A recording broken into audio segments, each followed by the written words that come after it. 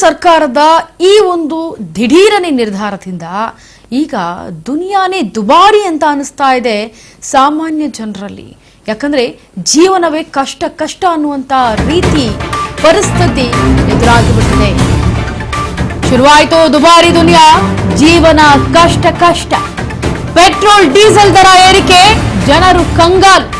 Gas ಬೆಲೆ ಏರಿಕೆ ಬಳಿಕ ಪೆಟ್ರೋಲ್ ಡೀಸೆಲ್ ಶಾಕ್.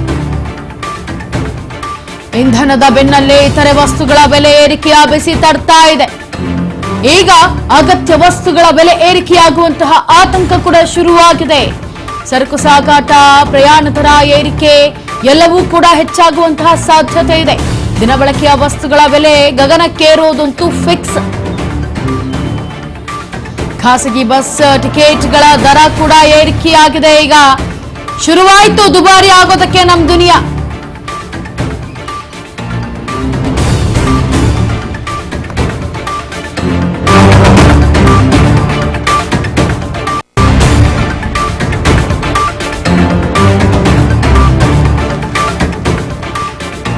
ನೋಡಿ, ಮೋದಿ ಅವರು ಬರ್ತಾರೆ, ಚಿನ್ನವನ್ನ ಖರೀದಿ ಮಾಡಬೇಡಿ ಇನ್ನೊಂದು ವರ್ಷ ಅಂತಾರೆ, ದೇಶವನ್ನ ಕಾಪಾಡಬೇಕು ಅಂತ ಹೇಳ್ತಾರೆ, ಜಾಗತಿಕ ಮಟ್ಟದಲ್ಲಿ ಆಗ್ತಾ ಇರುವಂತಹ ಸಮಸ್ಯೆಯನ್ನ ನಾವೇ ಎದುರಿಸಬೇಕು ಅಂತ ಕೂಡ ಹೇಳ್ತಾರೆ. ಇದರ ಜೊತೆಗೆ ಷೇರು ಮಾರುಕಟ್ಟೆಯನ್ನ ನಾವು ಹಿಡಿದಿಟ್ಟುಕೊಳ್ಬೇಕು ನಮ್ಮ ಹತೋಟಿಯಲ್ಲಿ ಅಂತ ಕೂಡ ಹೇಳ್ತಾರೆ.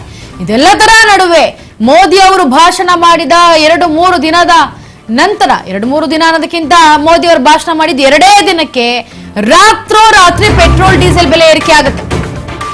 ಇಂಧನ ದರ ಏರಿಕೆ ಬೆನ್ನಲ್ಲೇ ಈಗ ಮತ್ತೊಂದು ಶಾಕ್ ಅನ್ನು ಕೊಡ್ತಾ ಇದೆ.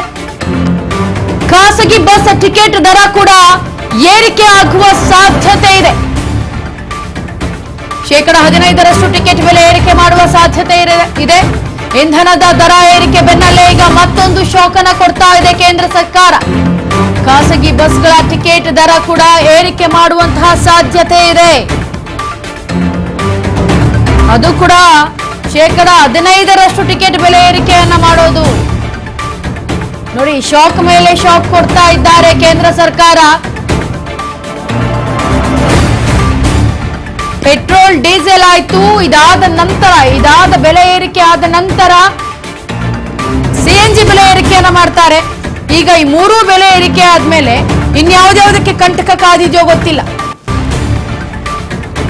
ಜನ ಜೀವನ ಮಾಡೋದಕ್ಕೆ ತತ್ತರಿಸಿ ಹೋಗ್ತಿದ್ದಾರೆ.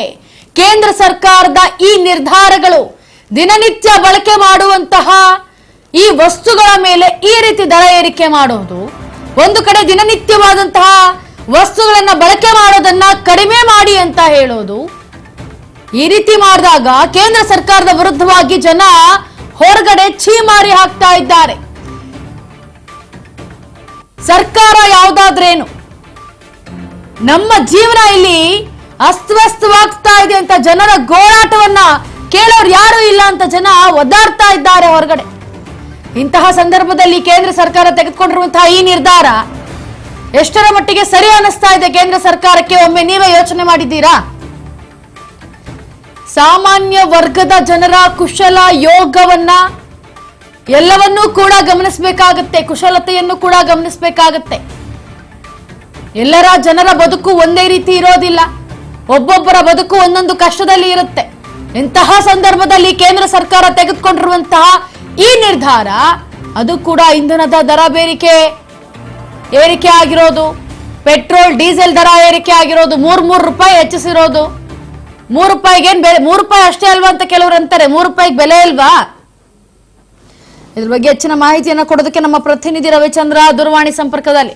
ರವಿಚಂದ್ರ, ಈಗ ನೋಡಿ, ಖಾಸಗಿ ಬಸ್ ಟಿಕೆಟ್ ದರ ಏರಿಕೆ ಮಾಡ್ತೀವಿ ಅಂತೆಲ್ಲ ಈಗ ಸಾಧ್ಯತೆ ಇರೋದು ಕೂಡ ಗೊತ್ತಾಗ್ತಾ ಇದೆ.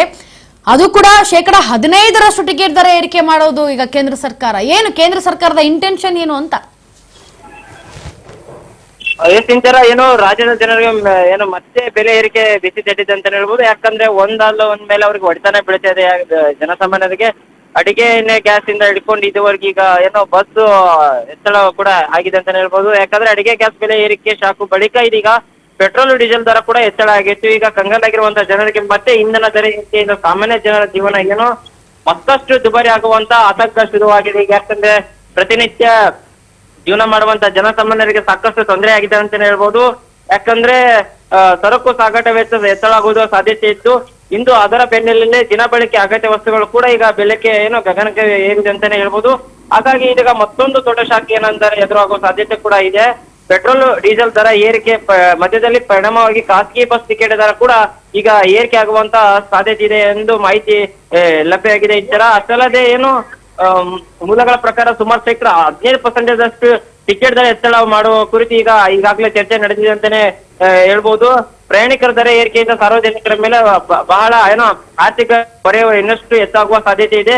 ಒಟ್ಟಾರೆ ಇಂಧನ ದರ ಏರಿಕೆ ಜೀವನದ ಮೇಲೆ ನೇರ ಪರಿಣಾಮ ಬೀರುತ್ತದೆ. ಇನ್ನು ಮುಂದಿನ ದಿನಗಳಲ್ಲಿ ಮತ್ತಷ್ಟು ಬೆಲೆ ಏರುವ ಬಿಸಿ ತಟ್ಟುವಂತ ಆತಂಕ ಹೆಚ್ಚಾಗ್ತಿದೆ ಇಂತರ. Yes Ravichandra, thank you so much ನಿಮ್ಮೆಲ್ಲ ಮಾಹಿತಿಗಾಗಿ.